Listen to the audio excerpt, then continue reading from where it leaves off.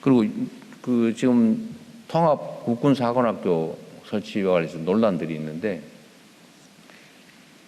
지금은 대한민국의 군사 쿠데타가 몇 번이었어요? 3번. 3번입니까? 예.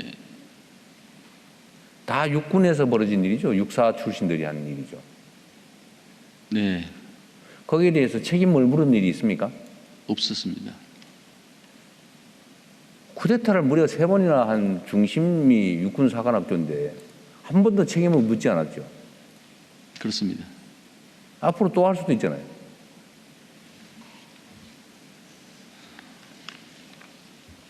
이제 그런 세상과 시대는 없어져야 되지 않겠습니까?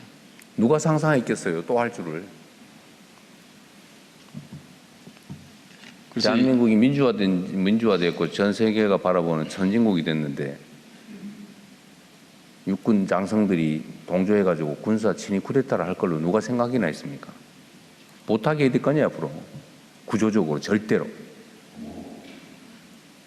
지금 군 내에서 장성들이 차지하는 육사 출신 비율이 얼마나 돼요? 요새 최근에 좀 줄어들긴 했는데.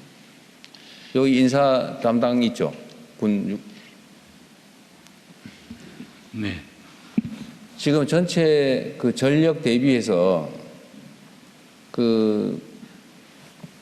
예를 들면 입직 경로가 다양하잖아요. 예를 들면 그렇습니다. 회사, 네, 육사, 그다음에 무슨 여러 가지 있잖아요, 그죠? 그 중에 육군 사관학교 출신이 차지하는 고위 장성 비율이 얼마나 됩니까? 전체에서. 지금 장성은 총 375명입니다. 네. 근데 지금 육군 사관학교 차처럼 제가 지금 정확하게 되어 있다는 대충. 말씀 못 드리겠습니다. 대충 한 절반 되잖아요. 절반이 넘는 것 같은데. 절반이 넘습니다. 네. 네? 절반이 넘습니다. 예. 근데 전체 병력 수에서 그러니까 하위 장교들에서는 육사 출신이 얼마 안 되잖아요. 그렇습니다. 위로 올라가서 다 육사가 거의 다 독점하고 있는 거잖아요. 네, 근데 저희 정부 들어와서 상당히 비육사가 많이 도약을 했습니다. 그러니까 이번 정부 들어와서는 그런 점들을 고려해서 이제 예. 다른 나라도 사실은 내가 내 얘기를 듣기로는 학사장교나 아니면 ROTC 예. 이런 데 비중이 훨씬 높다면서요. 장성들이. 근데 우리나라는 고위 장성들은 거의 다 육사 아닙니까? 이때까지. 그렇습니다. 군사 쿠데타를 벌이고 나라의 헌정 질서를 통째로 파괴하는 행위를 3번씩이나 저질렀는데도 아니면 최소한 그 이전에 2번씩이나 저질렀는데도 여전히 압도적인 위치를 차지하고 있었잖아요. 그러니까 또 하죠. 성공했으면 어떻게 됩니까? 상상할 수 없을 것 같습니다. 성공했으면 주민자치센터에 옛날처럼 육군 대위들이 가서 전부 다 뒤에서 회전의자 돌리면서 감시하고 있었겠죠. 각각의 언론사에 전부 다 무슨 그때는 하사관들이 했습니까? 부사관들 가가지고 찍찍 긋고 인터넷 검열하고 했을 거 아닙니까? 그런 일들이 벌어졌는 그 핵심 중심이 육군사관학교였는데 책임을 한 번도 물은 일이 없죠.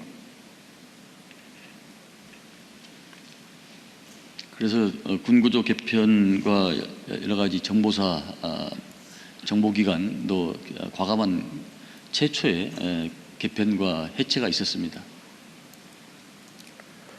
그러니까 말이에요.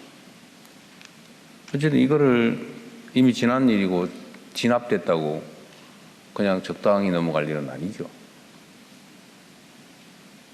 책임감을 가지고 추진하겠습니다.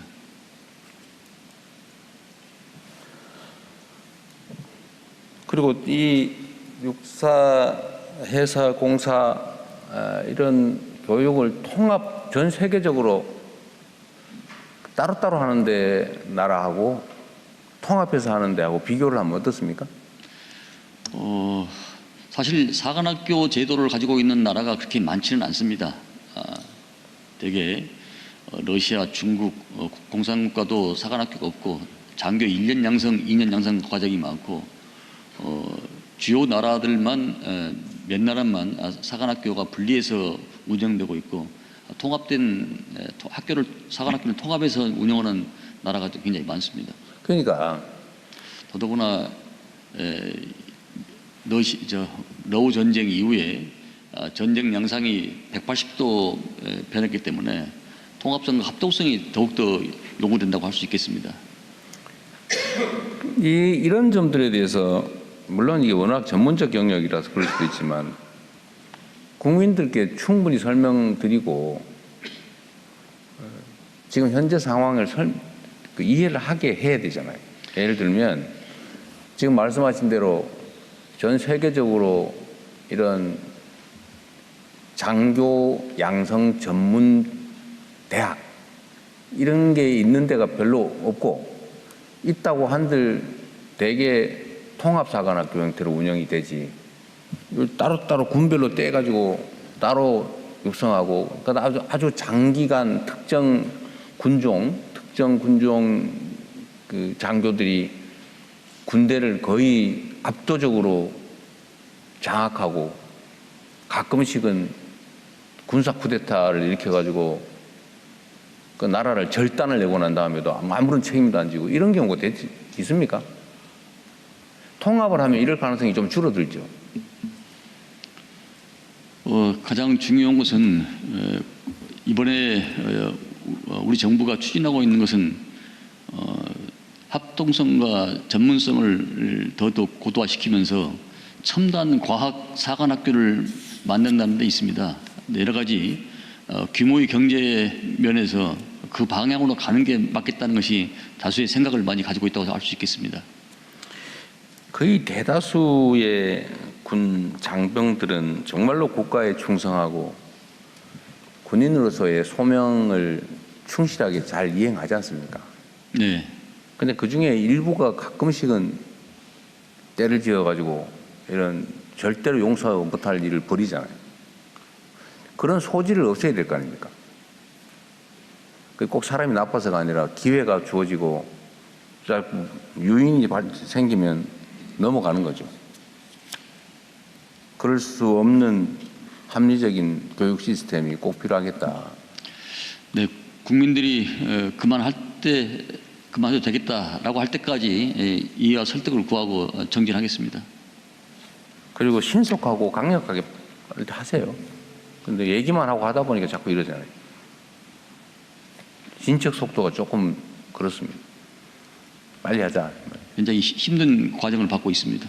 뭐 힘들겠지요. 세상에 힘들지 않은 개혁이 어디 있어요. 당연히 힘들죠.